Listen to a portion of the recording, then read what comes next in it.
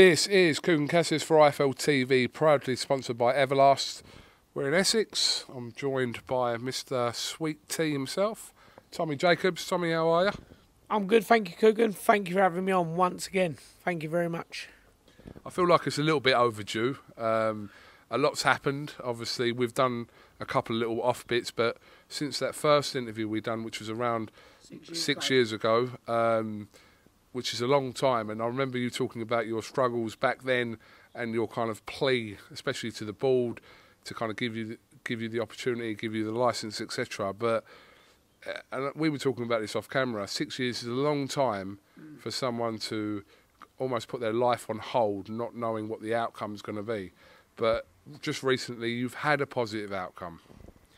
Yeah, I have. Yeah, finally. So last Tuesday, went up to the board with my manager, Mo Pryor, and Alfie Warren, and my coach, Sab Leo.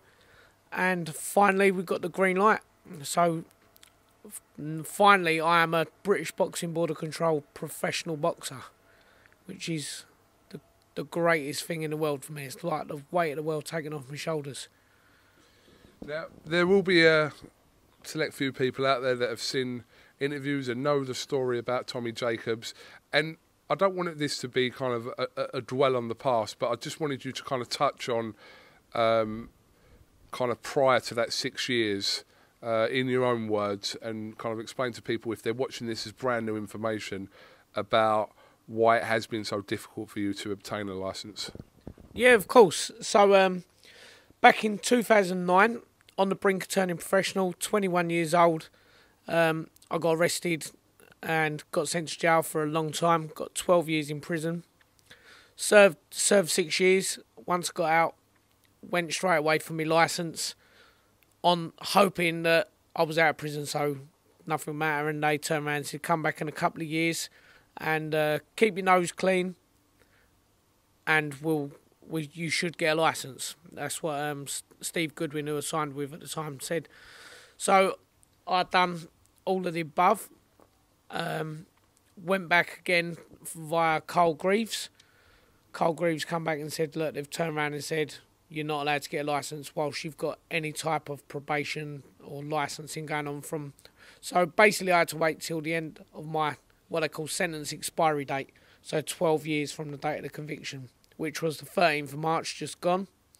Put in my application and was up there Tuesday with the team, and finally got the go-ahead after the longest 6 years of my life. The 6 years waiting for this licence, longer than the 6 years in prison. Believe it or not, it's been hell, putting my life completely on hold. I could have quite easily given up, taken up a 9-to-5 job, and just gone and done what everyone else done and just been normal. But that's not me. I'm a boxer, I'm a fighter, so I've had to keep plugging away all the way through, and finally we saw that little bit of light at the end of the tunnel, and now we're out of the tunnel and we're ready to go. When we spoke 6 years ago, it seems like longer, and it doesn't seem like longer at the same time. I remember you talking about kind of what you've just touched on there about kind of regrets you've had and things you've done, but you were so focused back then to kind of making a start of putting your life back on track and kind of showing people that people can change and people can kind of offer a different perspective to things they've done in the past. And for the last 6 years, I found it, I was saying to you off camera, that I find it amazing that it's not just about you keeping your nose clean and kind of not getting into any trouble. It's about the stuff you've done outside of the ring as well, to kind of educate people based on your own mistakes in life. Yeah, definitely. I do quite a lot of work with young children. We touched on it 6 years ago. I was doing little bits then, but since then I've I actually go into schools. I run courses alongside the charity Bernardo's. We run 2 courses, touch gloves and on the ropes, 2 courses that I actually developed. And it's all about stopping children who are on the brink of getting into that little bit of trouble that's just past beyond the point of no return. Do you know what I mean? You got your naughty kids, and then you got the ones who are on the brink of fucking their lives up, and they're the ones that we try to work with, and we try to grab hold of and point them in the right direction. Basically, what I'm trying to do is, so I think back to when I was 17, 18 years old. If someone could have just grabbed hold of me, shook me by the neck and said, listen, you stupid little bastard, you're going to ruin your life, then it may well have worked. And that's what we're trying to do. And it seems like we're having a very good effect. The feedback we get back from the schools and various organisations is fantastic. And it seems like we're making a difference in people's lives, which is massive for me. I've been offered a full-time job in a school, which is incredible. If, for instance, so when obviously to go and work in the schools, you have to get your CRB check and all that done, and a lot of people you wouldn't imagine would even get through the school gates with mine is obviously pages long, but they're offered me a full-time job, my own classroom. I've got schools messaging me all the time saying we need a little bit of the Tommy treatment in our school, because I go in there and I'm straight with them, and I'm not a teacher, or I'm not a police officer, or not a social worker standing there in a suit saying you can't do this, you can't do that. I think I can connect to them. They've got that connection where I can turn around and go, listen, this is exactly what happens. I've been there, done it. I've got the T-shirt. So keep yourself out of trouble, because otherwise you could be ruining your life, like I almost have. We were talking about this off camera, that if you was at the age of kind of going through a 20 to 26 process, that's one thing. But you stuck it out from 27 to 33 with the belief that boxing is in you, this is what you want to do, regardless of your age or what age you will be by the time you potentially get licensed, that this is something you want to do. But I think it's mad that you stuck it out for 6 years with the belief, and it's finally paid off for you. Yeah, it has. I've had to. I don't know anything else. Don't get me wrong, I've had hundreds of jobs working on building sites, scaffolding, doing all sorts of stuff, but it just isn't me. Nothing ever works out. I'm a fighter. That's what I am. That's all I know. I run my own gym. I love that, and I've got my own amateur boxers, and all I know is this sport. And without it, there isn't me as an existence. I mean, this is all I know. It's what I do 24 hours a day, every single day, and there was nothing ever going to get in the way of it. Don't get me wrong, I'm obviously a hell of a lot older than I wanted to be, but as we've said before, there ain't the same miles on the clock, and with the people I've got behind me, I think we can still get to a very decent level, which is exciting. Let's talk about those people that are behind you and obviously have the faith in you to kind of progress further in what you want to accomplish. Mo Pryor and Alfie Warren, and a shout out to Alfie Warren actually, because with Warren Boxing Management is acquiring, it seems like almost weekly, different fighters, new talent, etc., and is assembling quite a roster there. So shout out to Alfie. Yeah, as a team. So obviously I signed with Mo Pryor, and they've now sort of amalgamated and come together with Warren Boxing Management.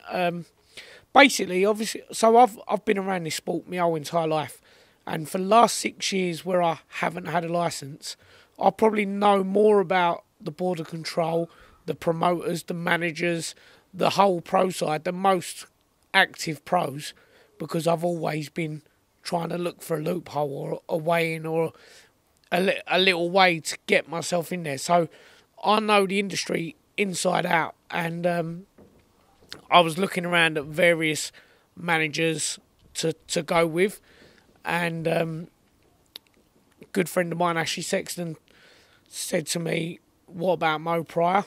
And I already had Mo on my list purely because he seems to be the only honest manager that I can find. And everything that I've heard from other managers, like they tell you what you want to hear. Do you know what I mean? They're playing lip service. Like as soon as I come off probation, Steve Goodwin messaged me, Tom, come and have a meeting, blah blah blah. We'll get you in a 10-rounder for your debut on the board.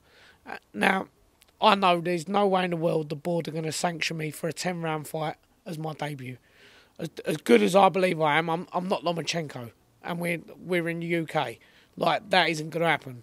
And I spoke to Mo, said, oh, blah, blah, blah. And he went, look, Tom, 10 rounders out of the question, no way. He said, we'll get you a 6-rounder, not a problem. He said, but any more than that, you're pushing your luck. It ain't going to happen. And so, yeah, I'd done my little research and spoke to as many different people as I could and decided to go with Mo. Coincidentally, I was at the same time obviously looking for where I was going to go training-wise. I was wondering where to go. In my part of Essex, there isn't really any professional trainers. As you go up towards Chelmsford, there's a few more.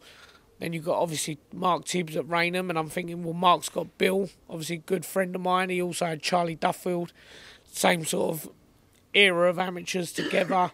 So there was that. Then I was thinking, mate, what about Barry Smith over at Arlo at the MTK Performance Centre? And I was just unsure, and I was dicing things up. And speaking to Ashley Sexton, I was said to him, not sure what to do. And he said, why not come down and have a chat with Sab? Now, obviously, so I know of Sab Leo, the coach at Hoddesdon Boxing Academy. I only knew of him as an amateur coach. And Hoddesdon are, if not one of, then they are probably the best amateur club in the country, churning out national champions after national champions, GB boys non-stop. And I was like, okay, yeah, I'll come down and have a little look. And I walked in the gym, and within about 5 minutes, I felt completely at home. I brought my bag with me, just in case, but I weren't planning on doing any training. And he just said, get kitted up, let's go. And I can't believe what an amazing team they've got down there of coaches. We've got an amazing cuts man, the best sports nutritionist and sports science people, and a fantastic array of professional boxers. But then we've also got an outstanding squad of elite amateurs that are all coming through. So, like, I'll be sparring with the pros, and then I'll spar some of the amateurs, and I'm having a lot of a harder time with the amateurs. Like, the talent down there is unbelievable. And I think as soon as things pick up and the corona sort of disappears and all that, I think that club we got down in Hoddesdon is going to be making big waves. We've got people coming to us all the time saying they want to join the gym and etc. But it's out of this world. And I've trained with so many different trainers in so many different places, but I walked in there, felt at home, and it's a boxing gym run by boxing people for boxing people, and that's a bit of me. Let me just ask you, Tom, if things hadn't gone your way with the board, what would you be doing now? That's a very, very, very good question. I didn't really have too much of a backup plan. Obviously, so for the last 6 years, because I couldn't box on the board, I got with the Malta Boxing Commission, which is now down as BBA, and anyone in boxing knows it's an absolute pile of shit, if I'm honest. It's absolute dog muck. I raised the level of it hugely. I become a promoter for them, started putting on shows because I would only have active professionals as the opponents. So costing an absolute fortune, flying in these foreigners that didn't mind boxing on there to raise the level of the BBA shows. But in reality, it's not professional boxing, and it's absolute muck. If I didn't get the go ahead with the board, I really don't know. I would have probably been on the brink of emigrating and going somewhere and getting a licence in another country, because, like I say, this is all I know. I don't know anything else, and it's what I have to do. even if I get to a certain level, get found out, and I know I've reached my peak, least I've done it. I was just gonna say, but without boxing, like, I don't really know what else I would have done.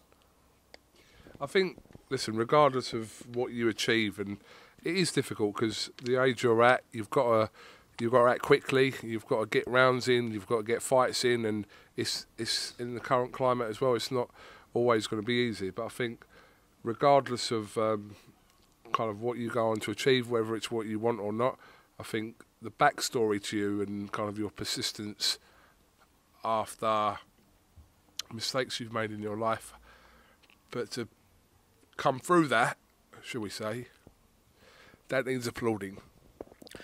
Well, yeah, I think so. And obviously others do.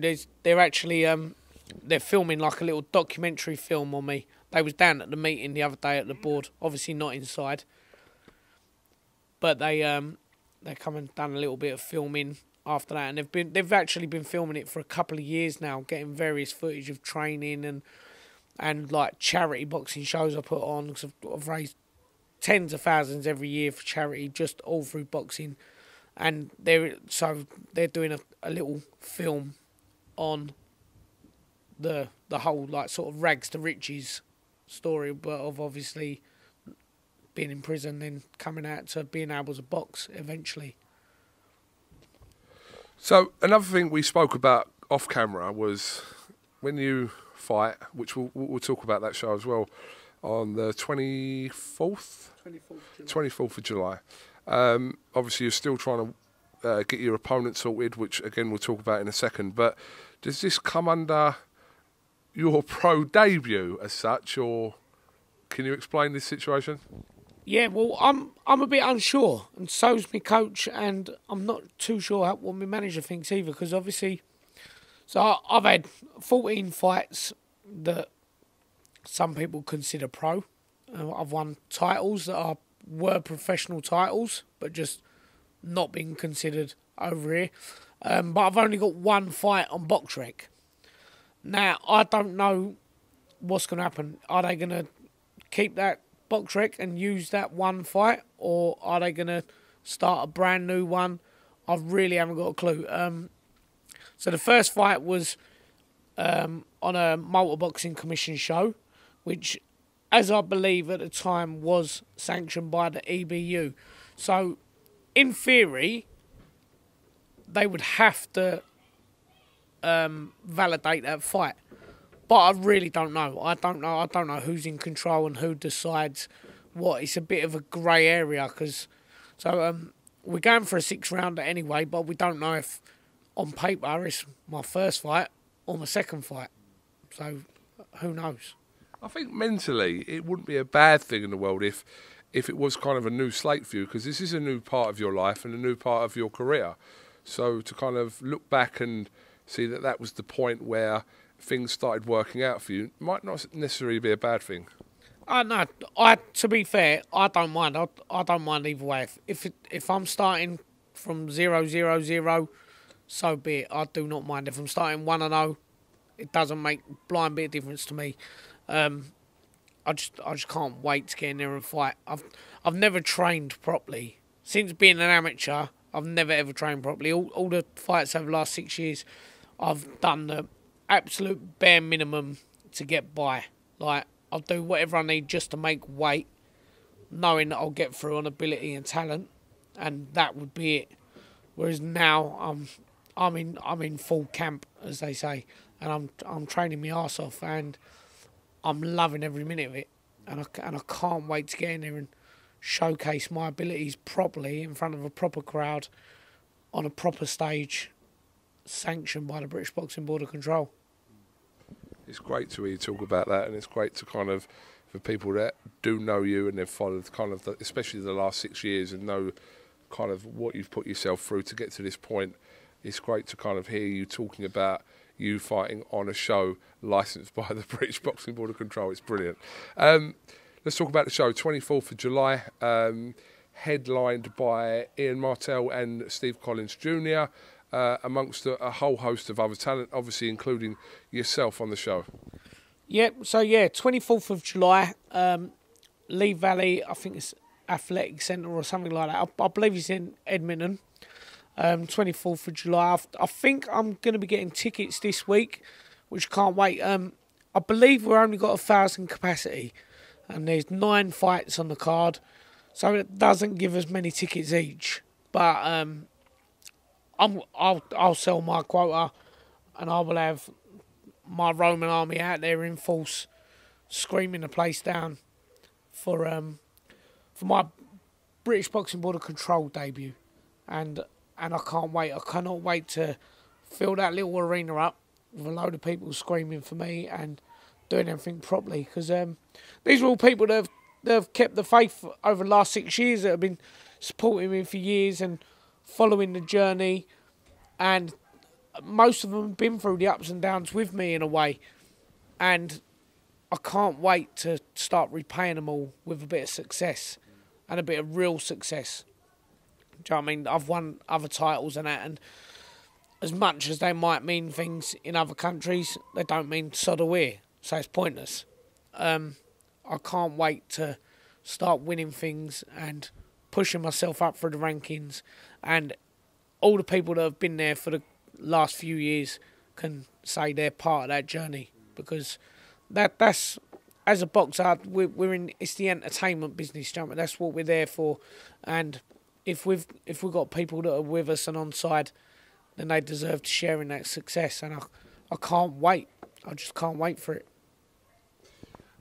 Before I kind of give you the floor as such to, shout out people that have supported you over that period and in your life, someone who has supported you, and because I've kind of been there and I've seen your relationship form with Billy Joe Saunders over the last few years, someone who has been, again, very supportive towards you in numerous ways over the last however long, is Billy Joe. So I just wanted you to touch on that, really.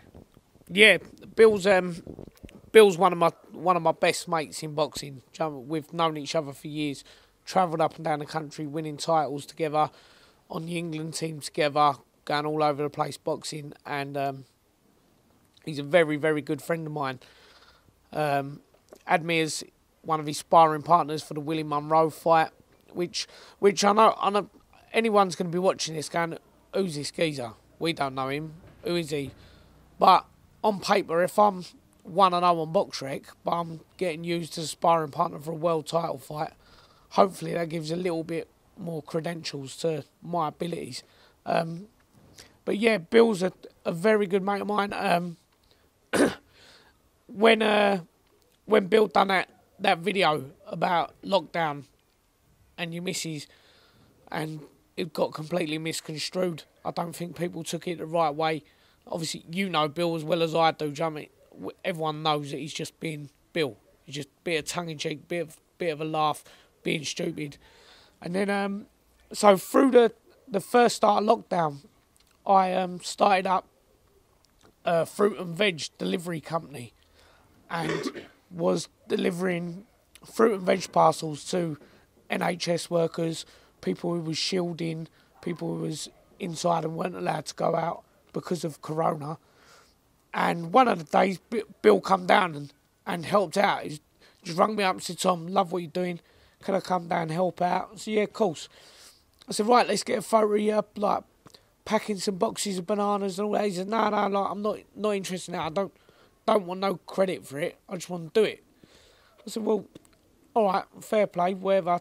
But I think it got out. A couple of people spotted him, and I think got mentioned on TalkSport. And Bill's actually ambassador for a company that I train the fighters for, Essex Pink Gloves Boxing, and their next event, along with their first event they ever done, is raising money for domestic violence victims. And Bill's the ambassador for the first one, and now he's the ambassador for this one, and like, it just goes to show that he obviously isn't how he's portrayed in the media. Obviously, I've done a couple of interviews with Pep Talk in the build-up to the fight, and I thought Bill was doing amazing in that fight. I had him just nicking the fight, if I'm honest. I had him just nicking it, and I know a lot of people will disagree, and maybe I was looking a bit through rose-tinted glasses because he's my mate, but he done himself and our country immensely proud. And I've spoken to him since, and let's just hope that Bill can be back and get back to the same sort of form that we know he can get to.